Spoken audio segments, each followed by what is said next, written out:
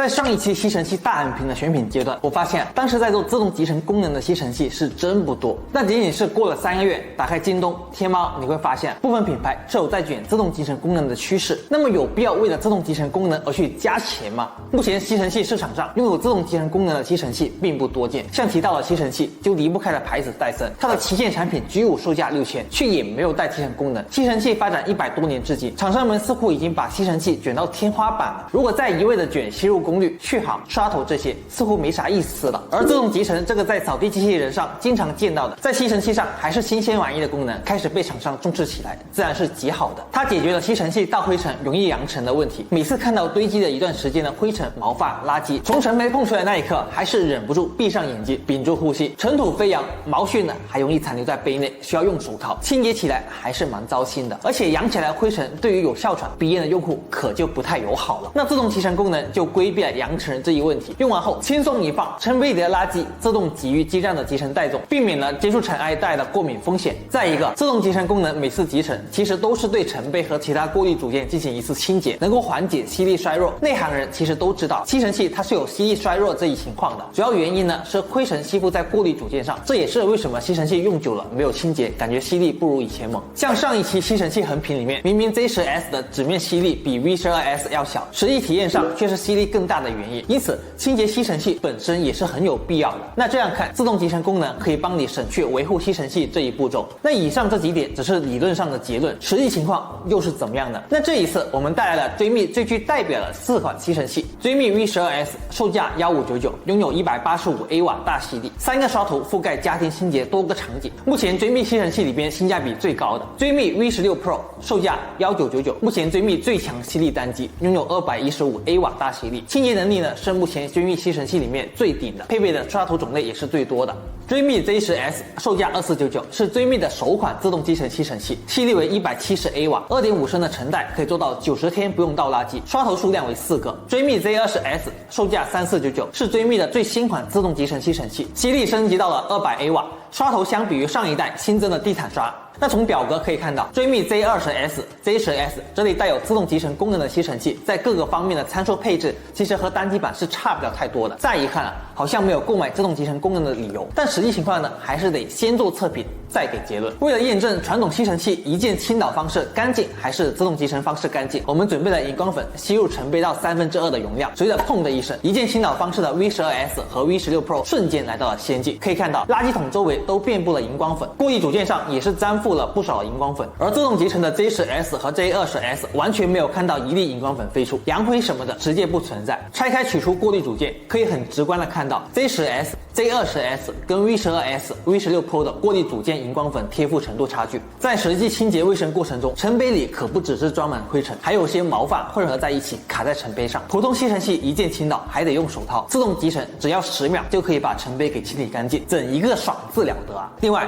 基站本身的尘袋体积有2.5升，官方数据显示可以做到90天不换，从集成到清理尘袋是接触不到一点垃圾的。再就是吸力衰减的问题了，这里我们提前做了开箱后未清洁垃圾的吸力测试，新版尘杯后的吸力，自清洁完4款吸尘器的吸力前后对比，验证吸力衰减大小。从风速仪测量得到的数据可以看到 ，V12S、V16 Pro 的吸力衰弱是要比 Z10S、Z20S 大的。这样看自动集成功能对于吸尘器本身的清洁是很有用处的，不仅仅是无接触的清洁掉吸尘器的垃圾，解决了普通吸尘器倒尘时容易扬灰的痛点，后续的维护工作也可以省去。那这里省去的时间成本可不少了，所以为了省心加钱还是值得的。可以预见的是，自动集成功能对于吸尘器行业来说可以说是大势所趋，而且吸尘器上的自动集成功能大概率也是跟扫地机器人上的自动集成功能是一样的。在后续技术成熟之后，价格呢自然也会下来一些，因此加点钱提前享受一下自动集成功能也算是投资行为了，说不定你就成为厂商的精神股东了。那在实际的测试中，我们可以发现追觅 Z10S 跟追觅 Z20S 的自动集成功能体验区别不大，那为什么一款卖2000价位，另一款却卖3000价位呢？另外，同样同为是单机版的追觅 V12S 和 V16 Pro 也有个大几百的差价，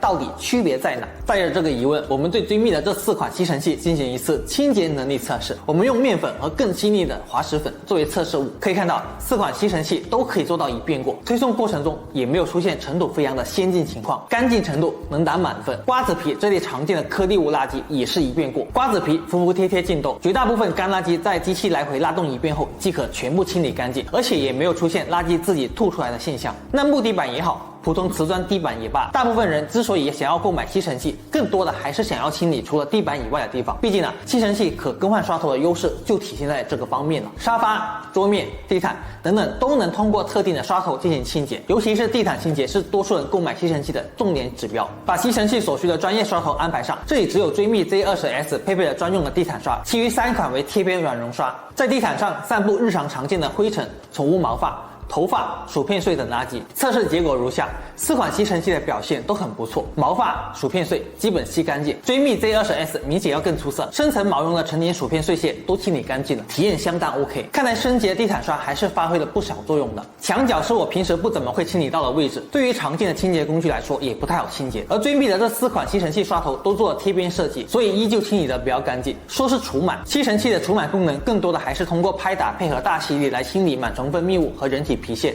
这里我们在床单上设定了固定范围，撒上合理的测试粉尘，再铺上一层床单，启动吸尘器的自动模式，配合除螨刷头进行测试。结果如下，4款吸尘器的清洁效果相对较好，效率方面还是拥有更大吸力的追觅 V16 Pro 更胜一筹。追觅 V16 Pro 升级了底部接口，它可以搭配延伸软管或者延长杆一起使用，同时支持90度到180度定向弯折，可以深入床底清扫，全屋的各个角落都能打扫到，清洁范围也更加灵活。其余3款呢，虽然是没有转接接口，不过也是可以伸进去清洁的，就是容易磕到床沿，清洁体验没那么丝滑。配备的绿光显示功能很有用，这个功能主要是在视觉上提供清洁辅助，让用户在使用过程中可以直观的看到地面的灰尘。其实原理呢也很简单，绿光通过追觅自研的双曲面透镜，照射的范围是前方的一大块，极低的探照角度也让地面灰尘的存在感放大，我们能看得更清楚，也因此有没有除尘干净也能第一时间看到反馈。那其实不难看出，4款产品在清洁能力上基本没什么太大问题，都能满足大部分场景下的清洁卫生需求。像大部分人对吸尘器寄予厚望，地毯清洁也能够很好的胜任。追觅 V12S 的清洁能力还是很不错的，产品外观偏向简洁优雅，使用起来也是非常舒服。作为1000到2000元价位段的吸尘器产品来说，它的表现对付家居日常清洁是毫无问题的。追觅 V16 Pro 的215A 瓦强大吸力不仅可以解决各种难以清理的脏物，综合4种刷头还能完美适应不同的清洁场景，尤其是新增的狐毛清洁刷相当好评。以前每到换季给猫刮毛就很容易伏毛乱飞，这一次配合215A 瓦的大吸力和伏毛清洁刷，猫毛刚刮下来就给吸到吸尘器里，宠物友好吸尘器就此诞生。如果你家里有宠物的话，这款吸尘器绝对的首选，而且性价比极高。自动集成吸尘器这一边，追觅 Z20S 在追觅 Z10S 原来大吸力的基础上，升级到了200A 瓦的吸力，新增地毯刷，